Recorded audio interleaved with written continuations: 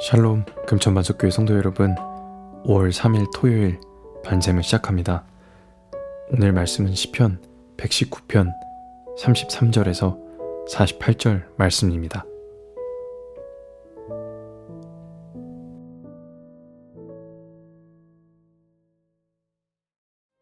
여호와여, 주의 율례들의 도를 내게 가르치소서. 내가 끝까지 지키리이다. 나로 하여금 깨닫게 하여 주소서. 내가 주의 법을 준행하며 전심으로 지키리이다. 나로 하여금 주의 계명들의 길로 행하게 하소서. 내가 이를 즐거워함이니이다. 내 마음을 주의 증거들에게 향하게 하시고 탐욕으로 향하지 말게 하소서.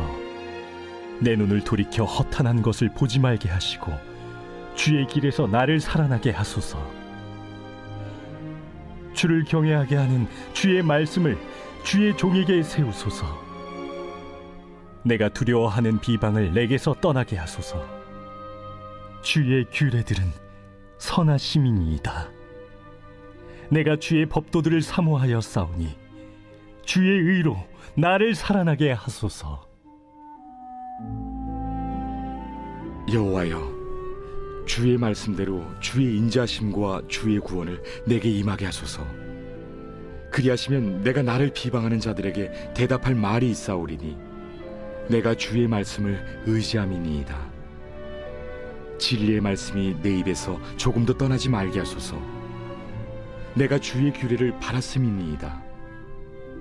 내가 주의 율법을 항상 지키리이다. 영원히 지키리이다.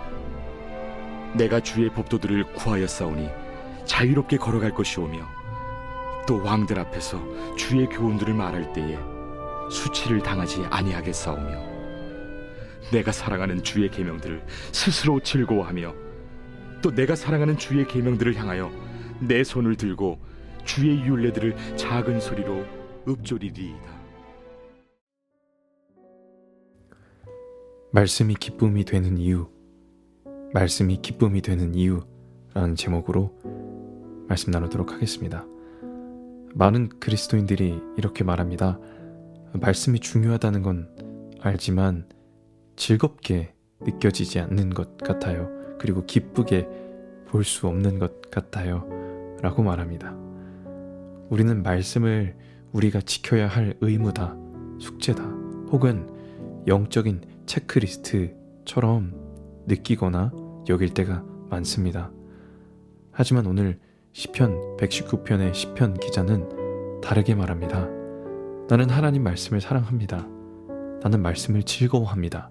이 말씀이 내게 기쁨이 됩니다 라고 말합니다.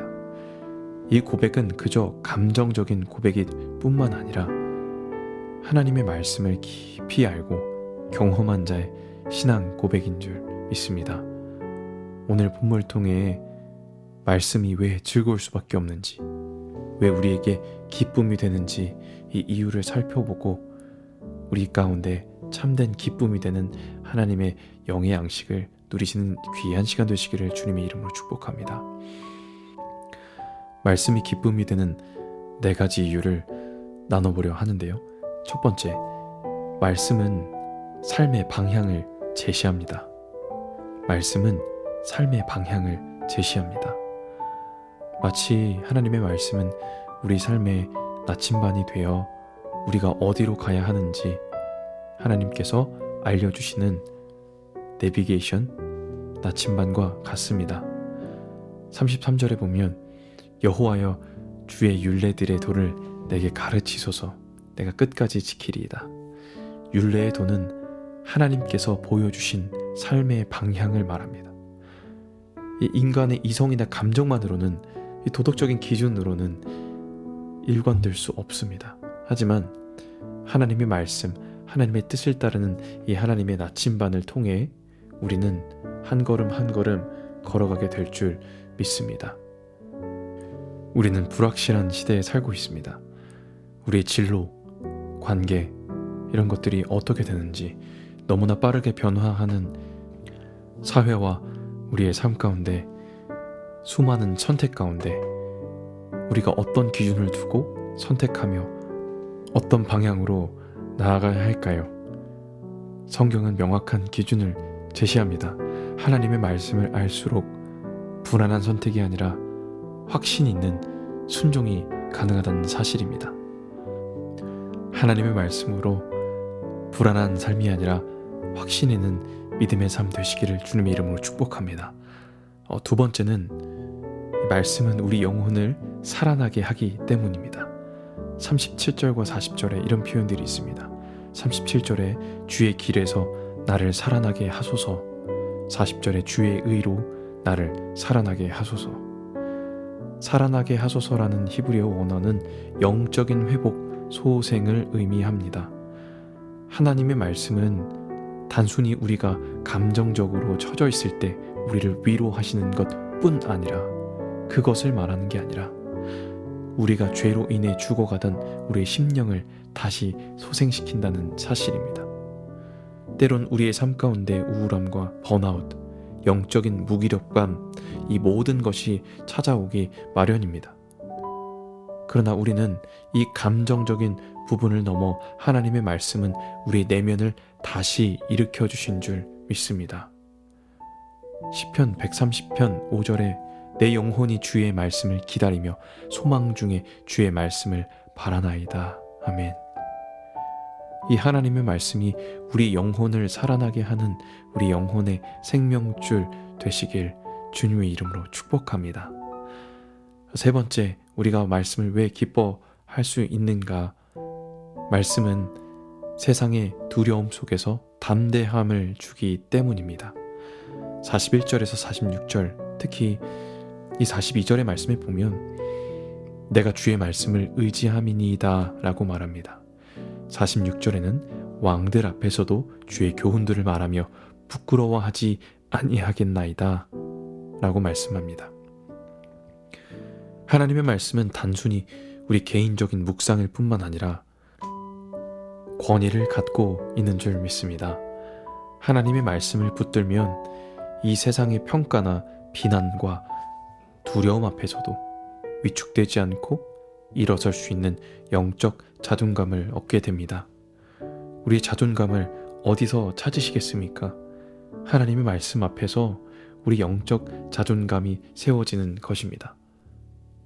우리 가운데 두려움, 어려움인들 찾아올 수 있습니다. 그러나 그 속에서 하나님의 말씀은 우리에게 담대함을 주시는 줄 믿습니다. 지금 우리 시대는 신앙을 숨기고 싶은 시대예요. 괜히 내가 예수 믿는 것, 이것 말해서 세상에서 불이익을 당할까, 이런 것에 걱정하는 그리스도인들이 많은 걸로 알고 있습니다. 그러나 하나님의 말씀을 더 깊이 알고 사랑할수록 신앙을 감추지 않고 드러낼 용기가 생깁니다. 그것도 지혜롭게 나눌 수 있는 용기가 생깁니다.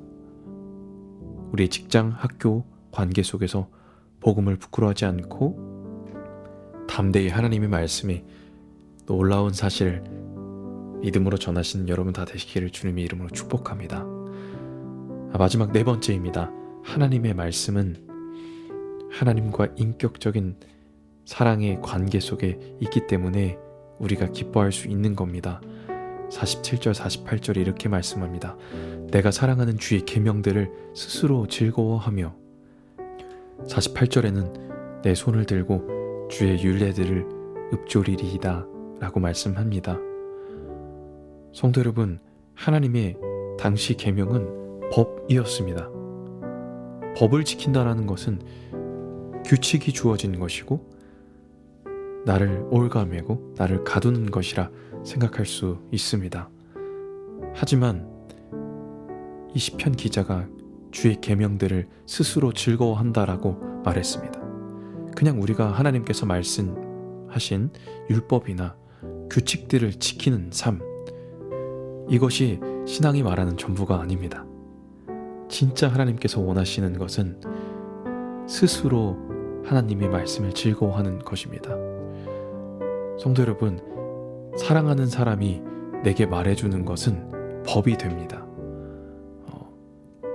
부모가 자녀에게 이렇게 해야 한다, 하지 말아야 한다 라고 말하는 것은 자녀를 올가매기 위한 것이 아니라 자녀를 너무 사랑하기 때문에, 그리고 그에게 유익이 되기 때문에 말해주는 겁니다. 진짜 부모의 말을 그렇게 사랑하는 사람은 말해주신 부모님에 대한 감사와 사랑과 존경이 담겨져 있습니다. 말씀을 사랑한다는 고백은 그 계명에 담긴 하나님을 의지하고 사랑한다는 고백입니다. 묵상은 단지 반복이 아니라 친밀한 교제를 하기 위한 하나님과의 관계인 줄 믿습니다. 우리가 반샘을 하고 하나님 말씀을 읽고 기도하는 이 모든 것이 단순히 습관적인 것에서 끝나는 게 아니라 매일 하나님과 만나는 사랑의 시간이라는 겁니다. 그리고 내 손을 들고 주의 율례들을 읊조린다고 합니다. 사랑하는 사람이 얘기해줬던 것이 계속 생각나며 그것들을 흥얼거리는 것처럼, 우리가 찬양이 입에서 떠나지 않는 것처럼 하나님의 말씀이 우리 마음 가운데 계속 울려 퍼지는 그런 하나님과의 인격적인 관계를 통해 나오는 삶을 살아가시기를, 말씀의 삶이 되시기를 주님의 이름으로 축복합니다. 우리 시간 함께 기도하겠습니다. 우리 기도하실 때 먼저 하나님, 우리 앞길에 길을 내어주셔서 나침반이 되어주셔서 감사합니다. 내 생각과 감정이 아니라 주님의 말씀을 삶의 기준으로 삼고 나아가게 하여 주시옵소서. 이 혼란한 세상 속에서 말씀을 통해 바른 길을 보게 하시고 하나님 말씀에 기꺼이 순종하게 하여 주시옵소서. 또한 하나님, 무기력하고 지쳐있는 우리 마음을 말씀으로 다시 살려주셔서 세상의 헛된 것에 눈을 돌려 하나님의 진리로 우리의 눈과 마음과 영혼을 채워주시옵소서. 그래서 우리의 영혼이 말씀 안에서 회복되고 다시 일어서는 은혜를 주시옵소서. 또 주님, 내가 말씀을 부끄러워하지 않고 담대하게 증거하게 하여 주시며 세상의 비난과 논리에 주눅들지 않고 말씀 위에 굳게 서서 나의 가정, 직장, 교회, 사회 모든 곳에서 하나님 말씀으로 기준 삼는 삶 살게 하여 주시옵소서. 또한 마지막으로 주님 말씀을 습관적으로만 읽는 게 아니라 사랑의 관계로 나아가는, 가까이 가는 자 되게 하여 주셔서 이 말씀 묵상이 일상의 기쁨이 되게 하시고 말씀 안에서 하나님과의 깊은 교제를 누리게 하여 주시옵소서. 하나님께서 이 모든 은혜를 우리에게 더하여 주시옵소서라고 우리 함께 기도하겠습니다.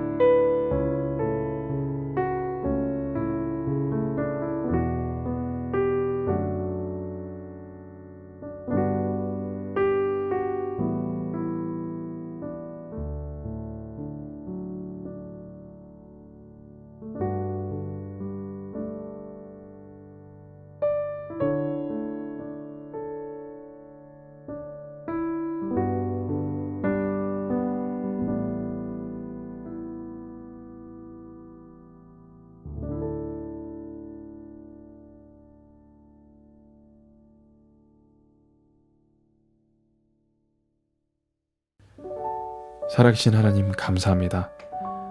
오늘도 우리에게 변함없이 말씀 주셔서 감사합니다. 때론 말씀이 어렵고 무겁게 느껴질 때가 있지만 우리가 말씀을 기뻐할 수밖에 없는 이유를 알려주셔서 감사합니다.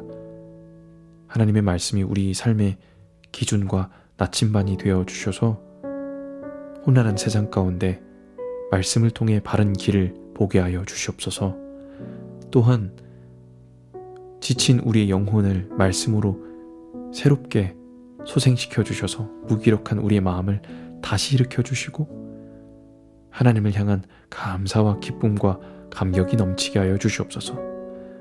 또한 세상에서 두려움과 아픔으로 짓눌려 있는 삶이 아니라 세상 앞에 담대하게 말씀 붙들고 증거하는 삶 살게 하여 주셔서 우리를 통하여 우리 가정, 직장, 교회 가는 모든 곳마다 하나님의 사랑 드러나게 하여 주시옵소서.